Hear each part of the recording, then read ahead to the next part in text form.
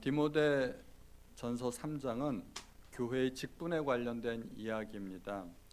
바울이 디모데에게 편지를 쓰면서 디모데가 해야 될 중요한 사명 중에 하나를 알려주시는 거죠. 디모데가 목사로서 해야 될 중요한 사명 중에 하나가 직분을 세우는 것입니다.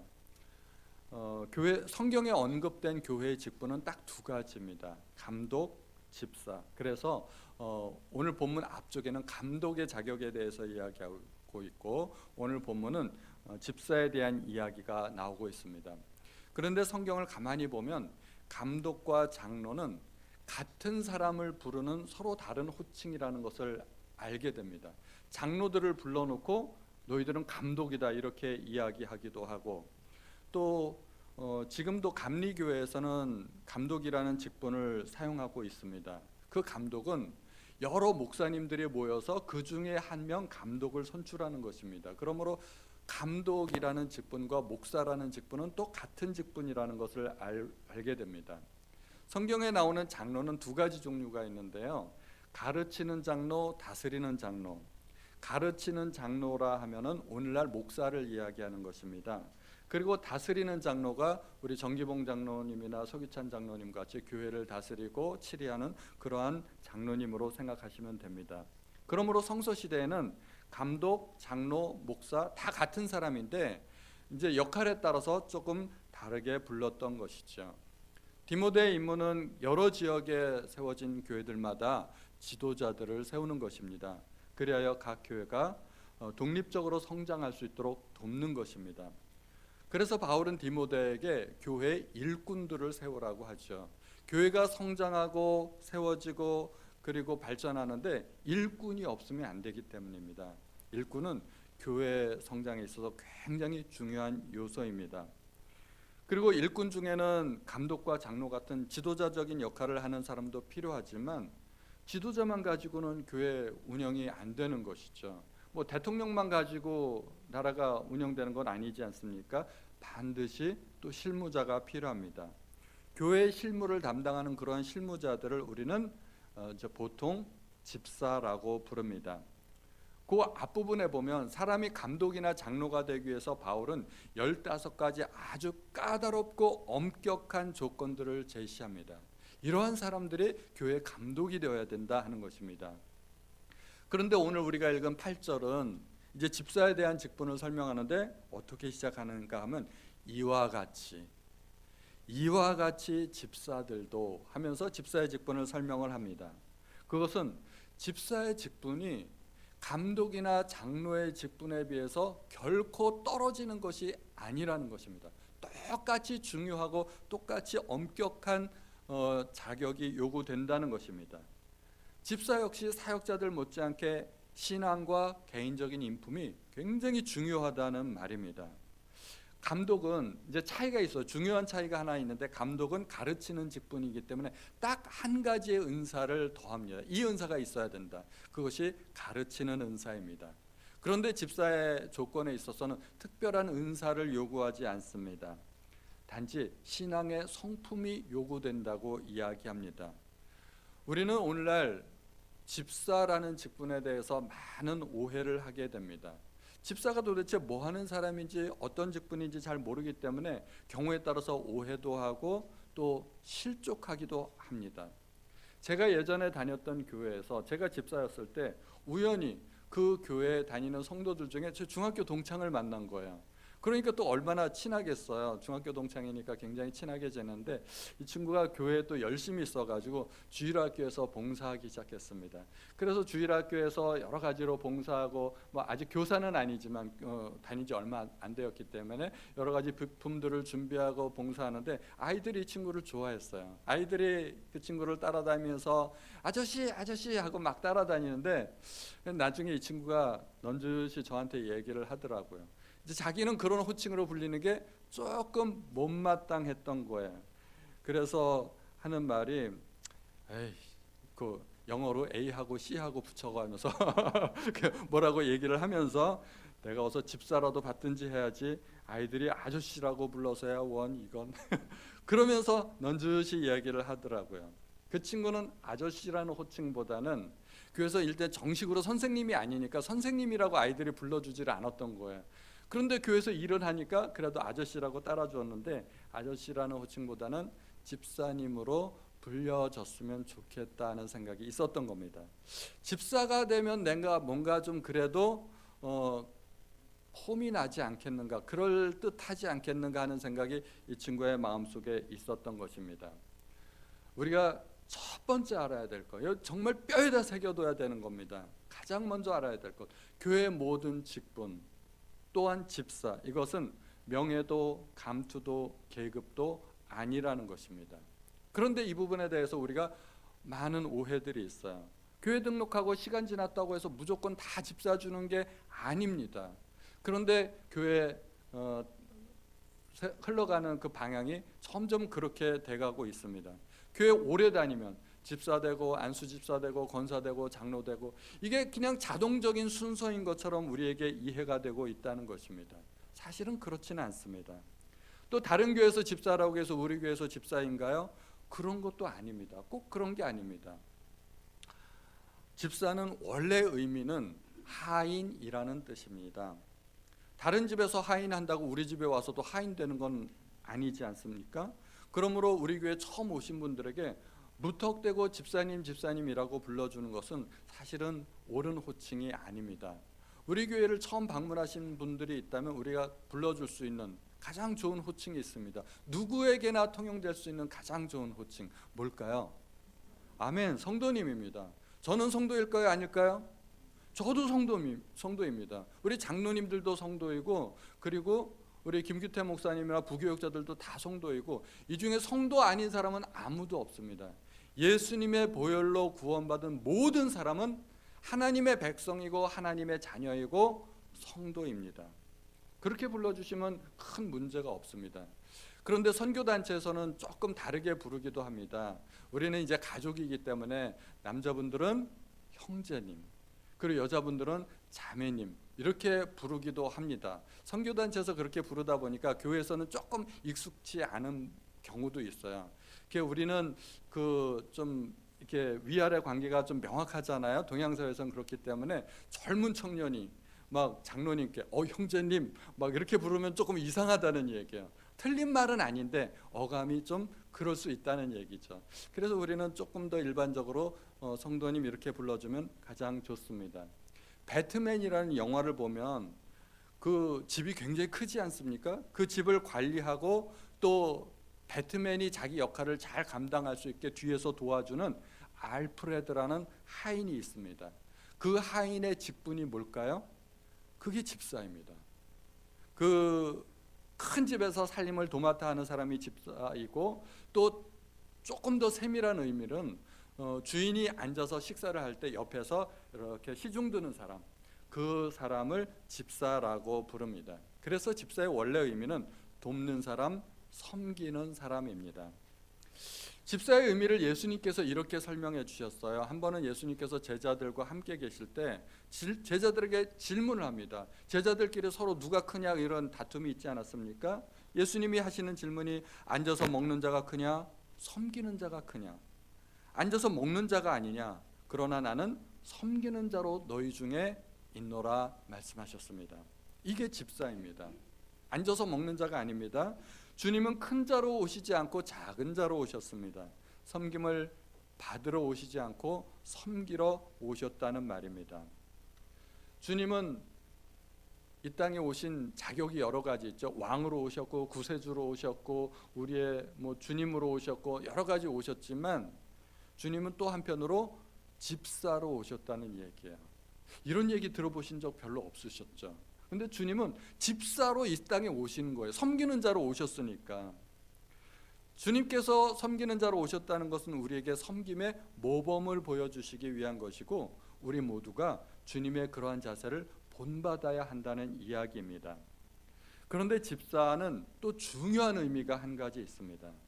집사는 일꾼이라는 의미가 있습니다. 성경에 나오는 다른 용어로 청지기라고 할 수가 있습니다. 우리가 일꾼을 고용하지 않습니까? 일꾼을 고용할 때는 일을 하라고 고용하는 것입니다. 집안에서 일꾼을 고용하는 이유는 집안일을 하라는 것이겠죠. 만약에 일꾼을 고용했는데 일꾼이 전혀 일을 안 하고 빈둥빈둥 놀고만 있다면 일꾼을 고용하는 의미가 없어지는 거예요. 직장 같으면 뭐 정리해고 1순위 대상이 되겠죠. 그래서 열심히 충성스럽게 일을 해야 되는데 구약에서 이러한 집사의 역할을 가장 충성스럽게 잘한 한 모범이 있어요. 이 사람이 집사구나 딱 생각이 들 정도로. 누굴까요? 요셉입니다. 요셉은 형들에게 종으로 팔려서 시위대장 보디발의 집에 가 있지 않습니까? 거기서 시위대장 보디발의 가정총무로 있게 됩니다. 성경에는 가정총무라고 이야기하지만 오늘날 우리식으로 이야기하자면 그게 바로 집사입니다. 요셉이 얼마나 충성스럽게 일을 잘했는지 이 시위대장이 전혀 간섭을 안 하고 집안일을 통째로 다 요셉에게 맡겨버립니다. 요셉에게 맡겨진 것은 무엇 하나 흠잡을 일이 없었다는 것입니다. 요셉이 뭔가 중요한 결정을 할 일이 있지 않겠습니까? 주인님 이건 어떻게 할까요? 그러면 보디발은 뭐라고 얘기했을까요? 네가 알아서 해. 나보다 네가 더 잘하잖아. 뭐 이런 식으로 얘기했을 것 같다는 겁니다. 단지 관여하는 게 있다면은 그냥 자기의 먹는 음식 정도 조금 이렇게 관여를 했다는 것입니다. 퇴근하고 집에 왔는데 요셉 오늘은 왠지 좀 매콤한 게 먹고 싶은데 뭐가 없을까? 그럼 요셉이 네 주인님 오늘은 김치찌개를 해드리겠습니다. 뭐 이런 정도. 오늘은 고기가 먹고 싶은데 뭐가 있을까?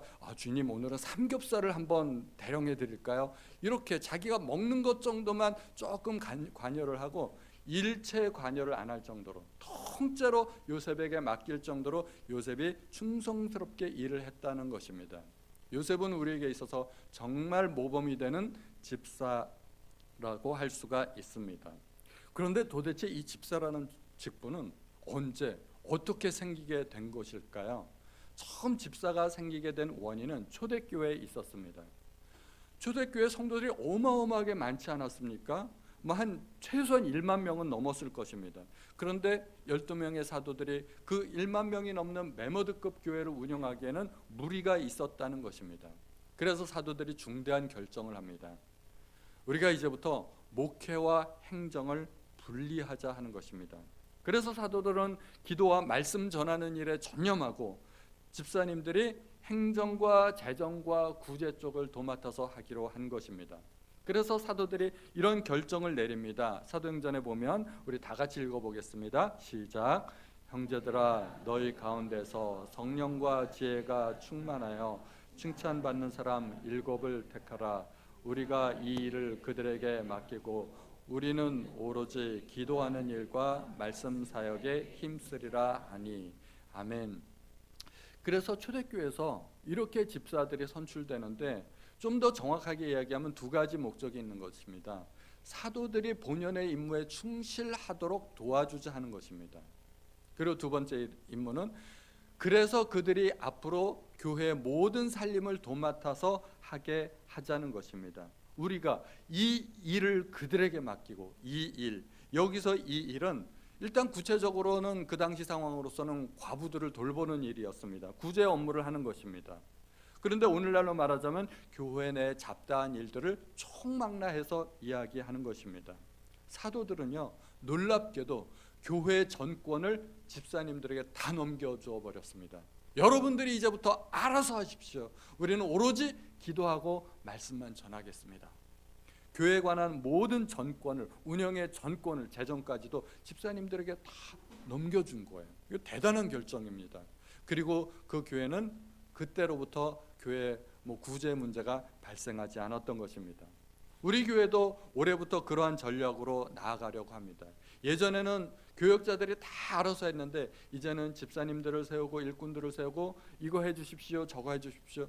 우리가 안 하려고 그냥 핑계대는 게 아니라 교회는 그런 일꾼들이 세워져야 된다는 것입니다. 그러므로 집사가 된다는 것은 교회 일꾼이 된다는 의미가 있는 것입니다. 오늘 본문에는 교회 집사의 여러 가지 자격들에 대해서 이야기하고 있습니다. 집사들은 정중하다는 것은 신중하고 위엄이 있고 또 여러 사람들에게 존경받을 만한 뜻이 있는 것입니다. 집사로서 인격이 품위가 있고 교회나 가정과 사회에서 존경을 받을 만해야 된다는 것입니다. 경박한 말이나 행동을 해서는 안 된다는 것이죠. 더 쉽게 표현하자면 예의 바른 사람이 되어야 된다는 것입니다.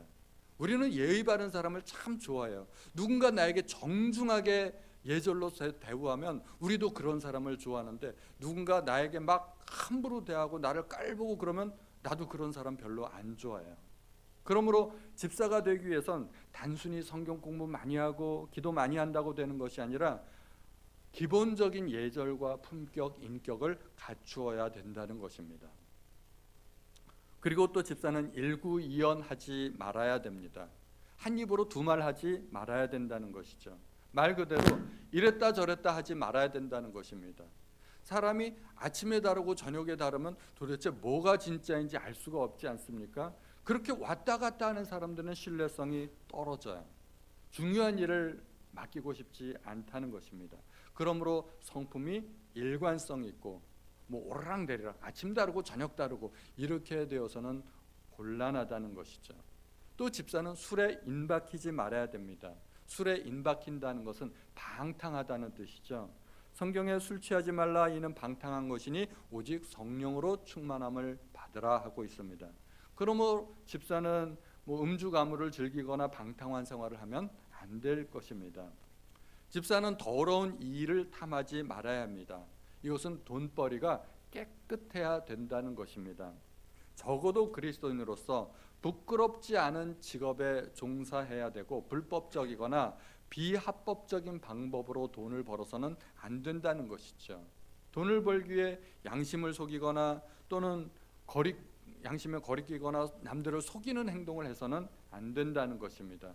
그런 사람들은 집사로서 하나님의 일꾼으로서의 자격이 부족하다는 것입니다. 집사는 깨끗한 양심을 가져야 됩니다. 바울은 디모데에게도 선한 양심을 가지라고 이야기하였습니다. 디모데전서 1장 19절 같이 읽어보겠습니다. 시작.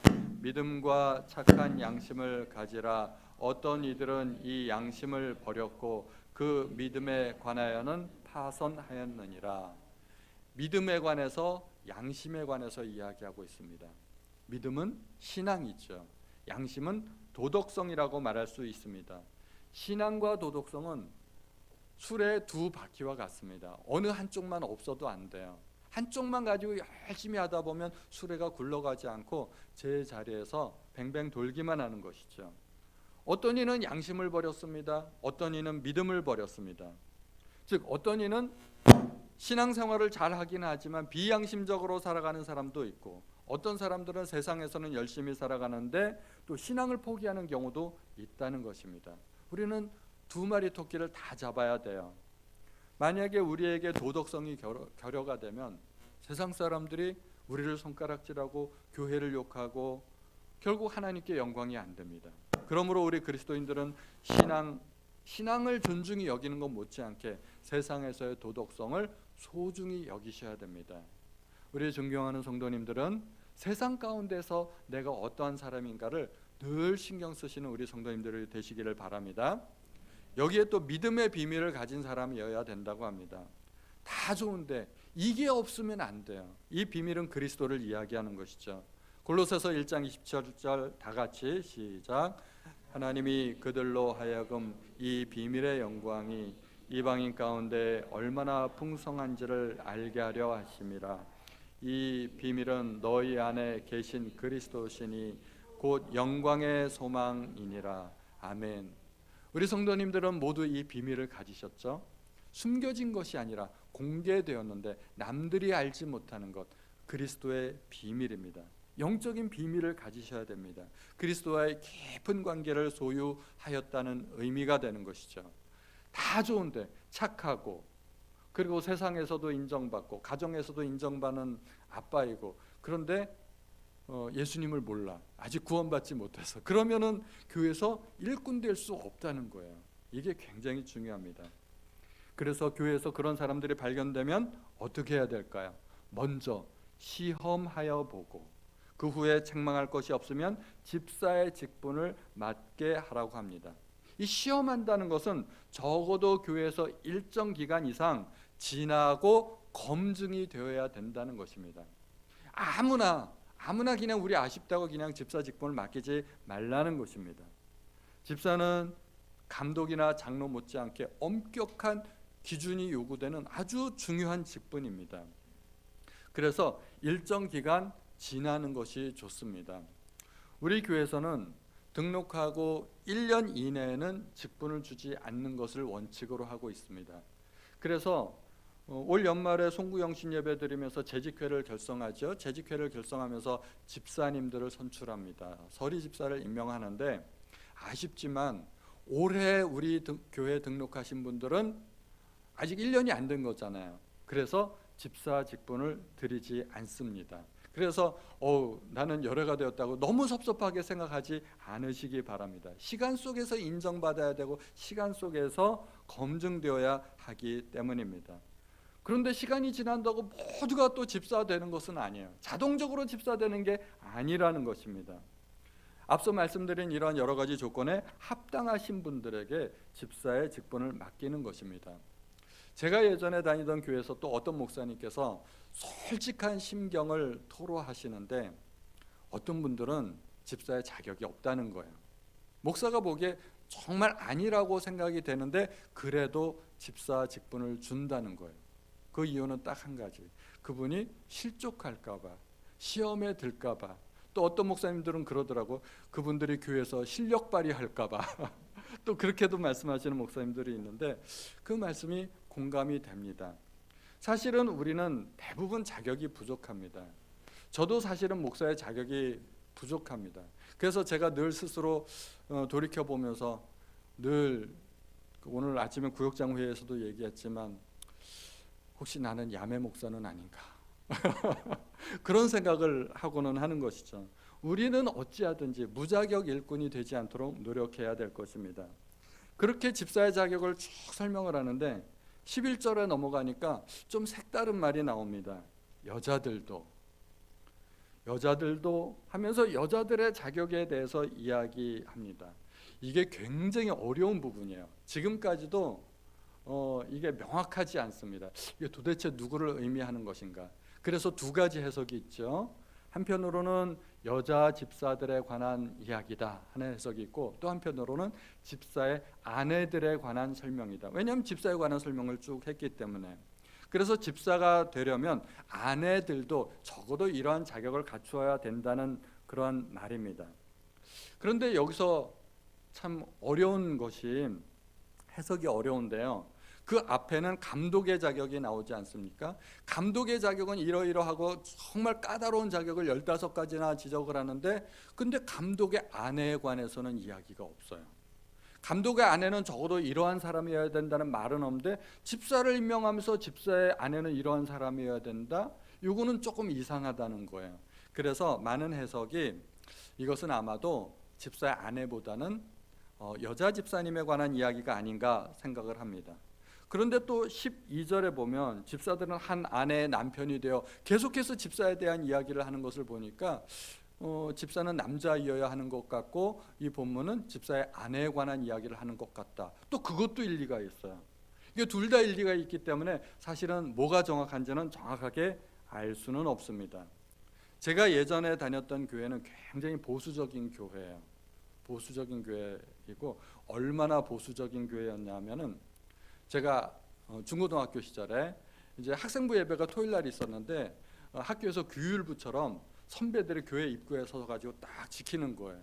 그 여학생들이 이제 교회 예배 드리러 오는데 여학생들이 바지 입고 오잖아요. 돌려보냈어요. 치마 입고 오라고. 그 남자의 복장, 여자의 복장을 엄격하게 우리 중고등부에서도 그렇게 했을 정도니까 얼마나 보수적이고 엄격한 교회겠어요. 그 교회에서는 여자 집사를 인정하지 않았어요. 교회에서의 모든 직분은 남자들에 관한 것이라고 해석을 했어요. 그러면은 이게 좀 남녀 차별 아닌가? 여성을 좀 비하하는 것 아닌가? 교회에서 직분을 맡지 못하게. 근데 또 그런 것은 아니었어요. 왜냐하면 예전에 제가 중고등부 시절엔 집사님들 댁에 막 놀러 다니고 그랬어요. 우리 같이 놀러 다니고 집사님 댁에 가면 집사님들이 이렇게 차려주시는 밥도 먹고 그랬는데 집사님들 그 부인을, 집사님들의 아내를 부르는 특별한 호칭이 있었어요. 뭐라고 불렀을까요? 모르시죠? 사모님이라고 불렀어요. 그래가지고 저희가 집사님 댁에 놀러 가면 그 사모님들이 차려주시는 그 밥을 먹고 가끔 뭐 물이 필요하다 그러면 사모님 여기 물 좀 주세요 막 이렇게 불렀어요. 보통 교회에서 사모님이라 불리는 분들은 누구일까요? 목회자의 아내들. 목회자의 아내들을 사모님이라고 불렀는데 그 교회에서는 집사님들의 아내가 사모님이라고 불렸고 목사님들의 아내하고 동등한 대접을 받았다는 거예요. 그러면 여성을 깔보거나 비하하는 것은 아니겠죠. 다만 성경을 해석하는 방법이 달라서 그렇게 했다는 것입니다. 그런데 오늘날은 대부분 이 여자라는 이 해석을 대부분 여자 집사님이라고 해석을 하고 있습니다. 그리고 우리 교회도 여자 집사님들 있지 않습니까? 여자 집사님들도 필요한 자격이 있다는 것입니다. 남자 집사님들하고 그렇게 크게 다르지는 않아요. 일단 정숙하고, 남자 집사님들이 정중하다는 의미와 똑같이 해석해도 됩니다. 예의 바르고 인격적인 품위가 있어야 된다는 것입니다. 그리고 모함하지 말아야 된다는 것입니다. 우리 여성분들은 성경 말씀에 따라서 모이기를 힘쓰지 않습니까? 모여서 막 이야기를 하다 보면 은연중에 남의 말 하는 경우가 많이 있어요. 그런데 남의 말 하는 건 얼마나 재밌는지 몰라요. 특히 좋은 말보다 나쁜 말, 누군가를 모여가지고 막 욕하고 비난하고 막 그 질겅질겅 씹어대면은 막 속에서 알 수 없는 기쁨이 솟아올라요. 막 쾌감이 느껴지고 그리고 스트레스가 막 해소가 되는 것 같아요. 그래서 잠언에서도 뭐라고 이야기하냐면 남의 말 하기를 좋아하는 자의 말은 별식과 같아서 뱃속 깊은 데로 내려가느니라. 아주 소화가 잘 된다는 이야기죠. 그런데 그렇게 남의 말 이야기를 하다 보면은 그런데 없는 말도 나오기 마련이고 자기 추측과 상상도 덧붙여서 말하게 되고 그러니까 인생이 그 모양이지 뭐 이런 말도 하게 되고 이게 이제 커지면 모함이 되고 험담이 될 수 있다는 것입니다. 그래서 모이는 것까지는 좋은데 이 험담 조심해야 됩니다. 절대로 남의 말 아예 안 하시는 것이 좋습니다. 그 자리에 있는 사람들끼리면 서로 자기 이야기하고 간증하고 기도 제목 나누고 그렇게 하는 게 좋은데 없는 사람 이야기 안 하시기 부탁드립니다. 그리고 또 절제하라고 말하고 있습니다. 이게 참 우리가 힘든 것 가운데 하나가 절제입니다. 우리 여성분들은 정말 모이기에 힘써요. 그렇죠? 우리 남자들은 잘 안 모여지는데 우리 여자분들은 모이기에 힘써서 껄핏하면 모이고 그러는데 모여가지고 하루 종일 있는 것 이거는 바람직하지 않습니다. 모여야 할 이유가 있으면 당연히 모여야 됩니다. 모여서 기도회도 하고 성경 통독도 하고 필요한 회의도 하고 그런데 아침부터 저녁 늦게까지 그렇게 모여 있으면 이거는 바람직하지 않다는 것입니다. 절제. 모여서 꼭 필요한 이야기만 하시고 그 다음에는 흩어지고 헤어지고 이런 것도 필요하다는 것입니다. 그리고 모든 일에 충성된 자라고 합니다. 교회에서만 충성되지 말고 가정에서도 남편에게도 자녀들에게도 최선을 다하는 사람이 되어야 된다는 것입니다. 그 안 믿는 남편을 둔 아내들은 더 그렇습니다. 안 믿는 아내들이 교회 일에 너무 충성을 다하고 가정 일을 게을리하면 남편들이 욕하죠. 그 정말 목사들이 듣기 싫은 욕 중에 하나가 차라리 교회 가서 살아라 하는 이야기. 그러려면 목사하고 결혼하지 그랬냐 뭐 그런 얘기. 목사하고 살아 뭐 그런 얘기 하지 않습니까? 정말 부담스러운 말들입니다. 이런 말들 나오지 않도록 조심해야 된다는 것입니다. 그리고 12절에 가면 계속해서 집사의 자격이 나옵니다. 한 아내의 남편이 되어 자녀와 자기 집을 잘 다스리는 자이어야 된다고 합니다. 가정 생활에 충실해야 된다는 것입니다. 아내에게 인정받고 아이들에게 인정받는 아빠, 인정받는 남편, 인정받는 아빠가 교회에서도 충실한 직분을 맡을 수 있다는 것입니다. 그런데 이렇게 집사의 직분을 잘 감당하면 하나님께서 주시는 약속이 있습니다. 감독, 장로 이런 분들에게는 보니까 약속이 없어요. 근데 집사들에게는 약속이 있습니다. 아름다운 지위와 그리스도 예수 안에 있는 믿음의 큰 담력을 얻는다고 합니다. 집사 직분을 잘하면 세상적인 보상이 주어지지는 않습니다. 뭐 부자가 되는 것도 아니고 명예를 얻는 것도 아니고, 그런데 하나님께서 각 사람에게 합당한 지위를 주실 것입니다. 제자들은 예수님을 따르면서 마음속에 욕심을 품었어요. 누가 천국에서 크냐 하는 문제로 다투었고, 자기들은 천국에서 높은 지위를 갖기를 소원했습니다. 예수님께서 그들을 책망하셨죠. 그것은 아버지께서 주실 것이지 너희들이 상관할 바가 아니다. 예수님께서 그렇게 책망하셨는데, 집사의 직분을 잘한 사람들에게 하나님께서 아름다운 지위를 주신다고 합니다.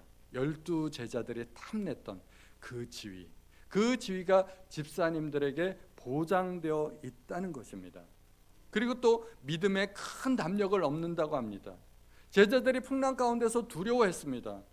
두려워가지고 어찌할 바를 모를 때 주님께서 제자들을 또 책망하셨죠. 믿음이 작은 자여 어찌하여 두려워하느냐. 그런데 제자들은 믿음이 없었는데 집사님들이 그 직분을 충성스럽게 잘 감당하면 믿음의 큰 담력을 얻게 된다고 주님께서 또 약속하십니다. 우리가 믿음 달라고 기도하는 것도 중요하지만 우리가 맡겨진 직분을 충성스럽게 감당하면 하나님께서 믿음에 두려워하지 않는 큰 담력을 허락하게 된다는 것입니다. 예수님의 제자들도 갖지 못한 그 믿음을 우리가 갖게 될 줄로 믿습니다. 하나님께서는 모든 사람을 향하여 2가지로 부르셨습니다. 첫 번째 부르심은 구원으로의 초청입니다. 모든 사람은 하나님을 떠났고 죄인이었습니다. 그런데 하나님은 그 죄인들을 구원하시기 위해서 외아들을 보내셨고 인간을 구원으로 부르셨습니다.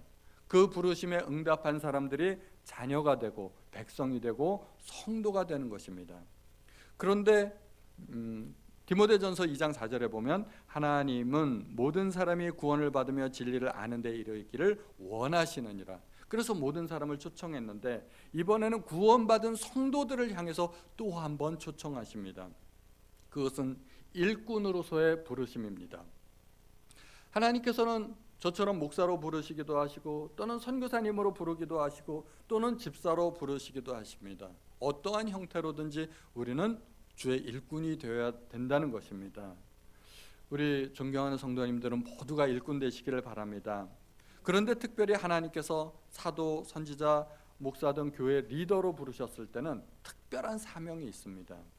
에베소서 4장에 보면 그가 혹은 사도로 혹은 선지자로 혹은 복음 전하는 자로 혹은 목사와 교사로 주셨으니 이는 성도를 온전케 하며 봉사의 일을 하게 하며 그리스도의 몸을 세우려 하심이라. 이런 하나님께서 리더로, 교회 리더로, 사도나 목사로 이렇게 부르셨을 때는 첫 번째가 성도를 온전케 한다는 것입니다. 온전케 하는 것은 말씀과 기도로 이루어지는 것입니다. 사역자들이 말씀을 전하고 성도님들을 위해서 열심히 기도하면 우리 성도님들이 점점 그리스도의 품성을 닮아가는 온전한 사람이 된다는 것입니다. 초대교회에서 그래서 사도들이 우리가 앞으로는 이 일을 하겠다 그렇게 결정하지 않았습니까? 말씀 전하는 일과 기도에 전념하겠다고 합니다.